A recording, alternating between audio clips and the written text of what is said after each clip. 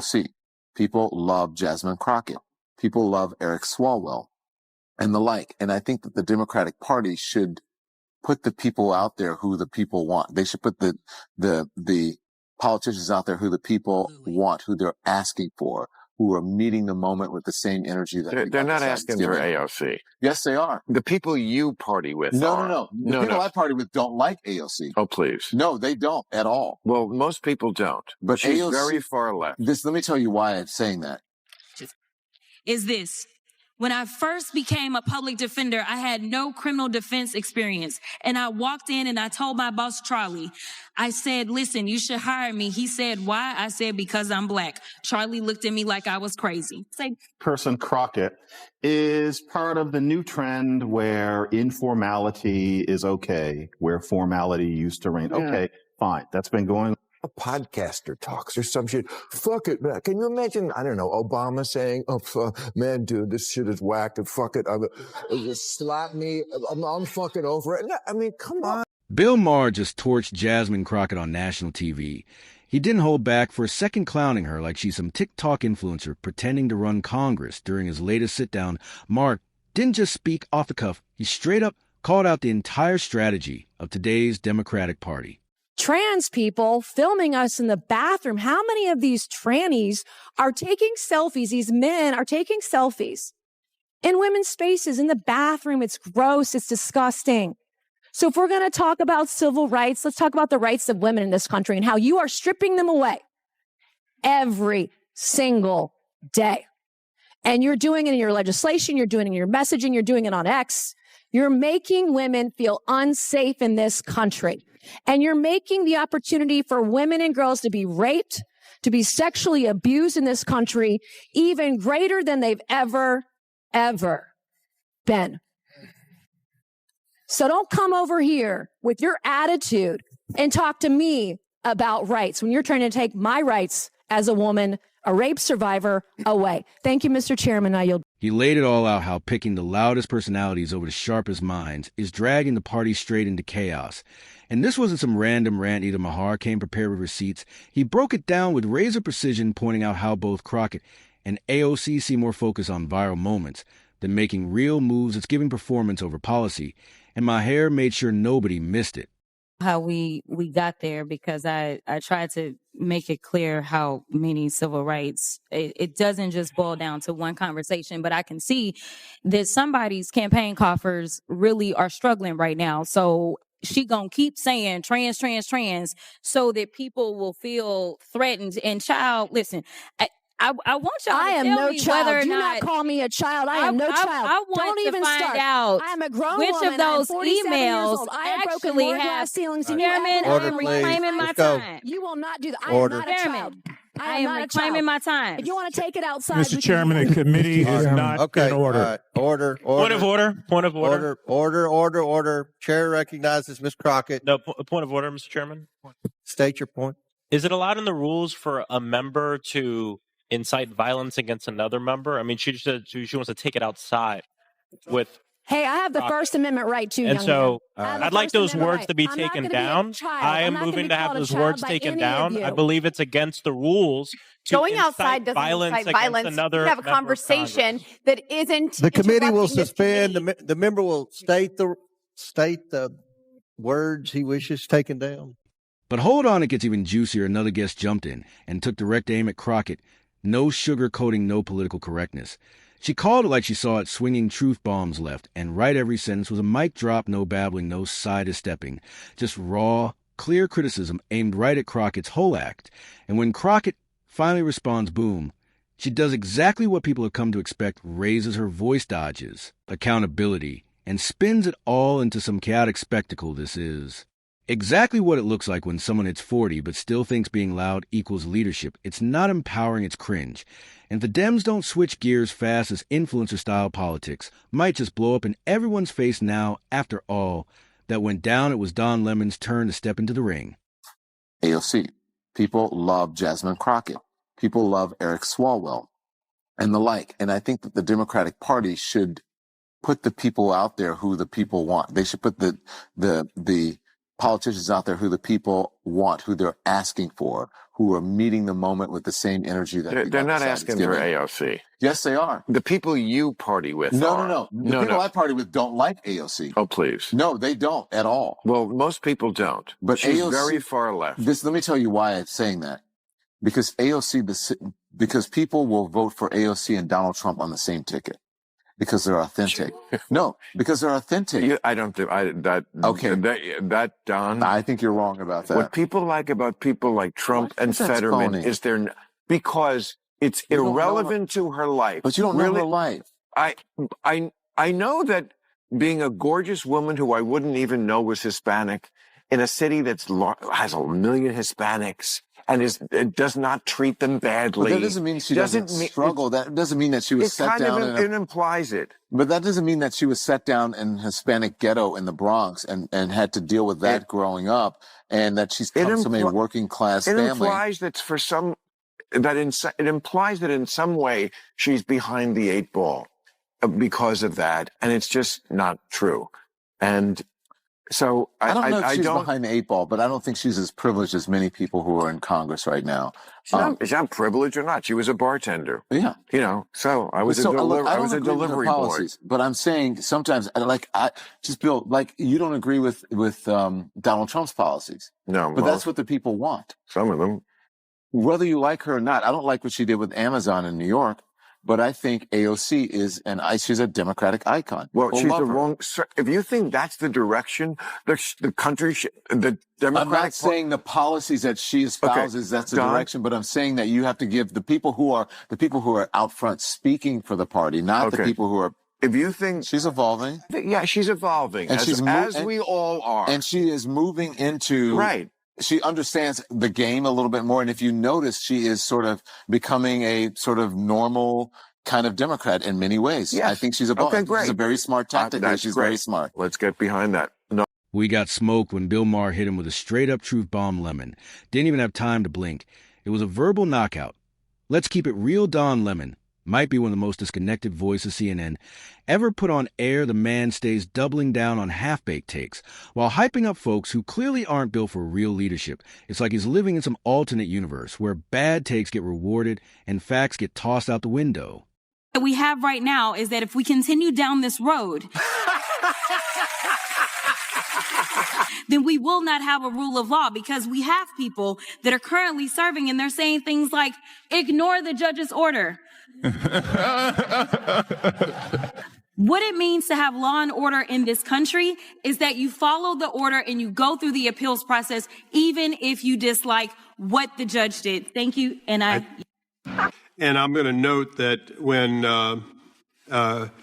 Ms. Ocasio-Cortez, or AOC as we know her, filed articles of impeachment on Justice Thomas and Alito, Ms. Crockett was one of the co-sponsors along with Mr. Cohen, both members of this committee. It does seem interesting that when the shoe is on the other foot, everyone is self-righteous. Wow. And I think this is a good example. For the last 3 hours, I have had to listen to one side talking about impeachment as though it was the nature of this hearing. You can tell the party's losing its grip. When even Lemon refuses to acknowledge what's right in front of him, he keeps cheerleading for the same tired faces, the same loud personalities, and acting like we can't see through the whole show. Is part of the new trend where informality is okay, where formality used to reign. Okay, fine. That's been going on since the 60s. So her routine is that she wants to bring a little bit of what I might quaintly call the ghetto cat fight into these spaces. I get it, bring a blaxploitation movie or something into Congress. Great, work it. But you do not make fun of the fact that somebody lives their life in a wheelchair. That doesn't work. If she thinks that being black and fabulous gives her a pass on that, then she's got a really unfortunate sense of what black is. Well, what do you think, Ricky? I think And let's not pretend everyone around Jasmine Crockett is proud of this mess. They're just too scared to speak up. You can feel it, the silence, as everything people are exhausted, sick of the same broken record policies wrapped in flashy slogans. The left's been running this tired game for decades, just piling on drama instead of real change. Now listen closely to what happened right after Maher brought up Crockett. The way this man clapped back at Lemonade was savage, no filters, no fluff, just a clean-cut, bold truth that hit hard and left no room for spin. And just when you thought it couldn't get worse, Crockett doubled down. Instead of reflecting on any of the criticism, she came out swinging. But it wasn't with facts, it was with deflection, shade, and drama. She started tossing out buzzwords, playing victim, and twisting everything into some emotional performance, like she's auditioning for a reality show instead of representing real people. This is just an example of when they go low, we go lower. And the Democratic Party is going to lose if they try to use kind of MAGA world tactics back at them. I think that if the Democrats want to succeed in the future, they need to be the party that is normal, that are stand-up people, that do not take the cheap shots back. But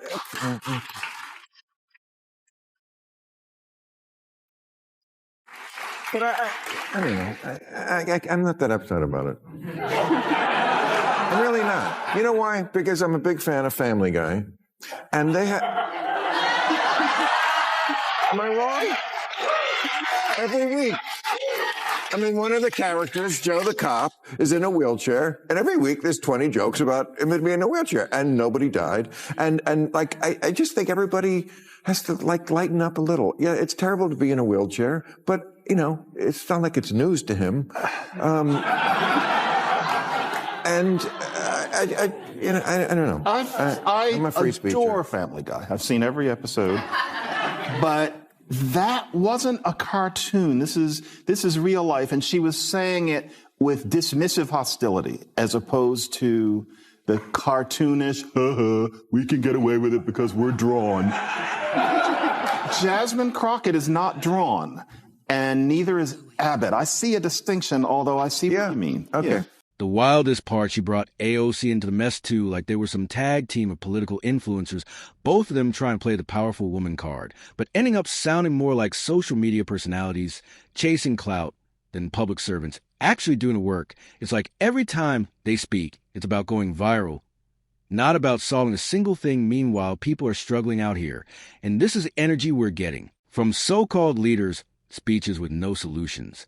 Attitude with no answers, rage with no results. It's honestly embarrassing at this point. And Maher wasn't the only one saying it. More voices are stepping up now. Journalists, former allies, even folks from within the party are quietly whispering the same thing. This ain't it. It's becoming crystal clear the more time the spotlight stays on people like Crockett. Quote I thought was apropos of what's going on the left. And by the way, if you watch the speech, I saw mostly the clips of it, and mostly it was people in the audience, the guy with the cane, people with, like, paddles. Oh, there's the cane dude. And then there's, okay, we're, you know, here's our pussy hat uniform. And these, you know, looks like you're at a auction signs. I mean, it was, John Fetterman called it a sad cavalcade of self-owns and unhinged petulance. I love him. I thought he should have won last week. The Democrats seem so lost. And here's Jasmine Crockett, who is, I thought, a big leader in the Democratic Party. Her quote is, "This is a terrible nightmare. Somebody slap me and wake me the fuck up because I'm ready to get on with it." On with what would be my first question. And also, this is the way a leader, this is like how a podcaster talks or some shit. Fuck it, man. Can you imagine, I don't know, Obama saying, man, dude, this shit is whack, and fuck it. Just slap me. I'm fucking over it. The further the party drifts from what actually matters, and if no one puts a stop to this soon, they won't just lose the next election. They'll lose the people for good. Clip 8. Now here's where things really start to spiral. As more clips of Crockett's meltdown hit social media, people weren't cheering. They were cringing comment sections lit up with folks from both sides saying the same thing. Is this really who's representing us now? And honestly, that says it all. You got lifelong Democrats watching this circus and feeling completely disconnected voters who actually care about justice, progress, and policy are now left watching TikTok-style tantrums play out on National platforms, it's like the whole thing turned into a live stream stunt instead of a serious political conversation. And when critics call out boom, they're instantly labeled as haters, or worse, suddenly holding someone accountable means you're anti-woman, anti-progress, or part of some conspiracy. It's a game of emotional manipulation at this point. And people are tired of playing along, even behind closed doors. Insiders are. Sweating they know this image isn't helping they know these viral. Moments are pushing the center further away and firing up the opposition, but no one wants to be the one to say it on record. That's how deep the fear runs. So while the loudest voices are out here chasing views, and claps the real problems, economy, crime, education, are getting buried. And if this keeps up, there won't be anything left to fight for. Because let's be real, once the crowd stops clapping, all that's left is the mess they made on stage and just. So we're clear they're doing all this to real and Gen Z voters. But here's the truth, Gen Z ain't buying it. They're not vibing with politicians who treat serious issues like viral trends. You can't fool a whole generation that grew up spotting BS with scroll. They see right through it. What they're not seeing, common sense. And that's exactly why those votes are slipping through the cracks now. Let's talk about Bill Maher's walking that tightrope, trying not to upset the Democratic base 1 minute he's spitting facts the next he's softening the blow. It's clear he's got two faces, on one for the truth and one for the safe crowd. But even with that balancing act, when other voices stepped in and laid the truth, bare Bill didn't argue. He knew there was nothing left to defend. If you haven't already watched those clips, Maher might not say it outright. But the vibe, it's the beginning of the end for the Democratic Party, as we know it. And on a real note, I feel for the women who wear pink post-empowerment quotes and still stay silent. When it matters most, that silence is louder than any speech, and it's heartbreaking. But hey, let's keep it going. Drop your thoughts in the comments below. If you're rocking with the truth, make sure to smash that like button, hit subscribe, and I'll catch you in the next.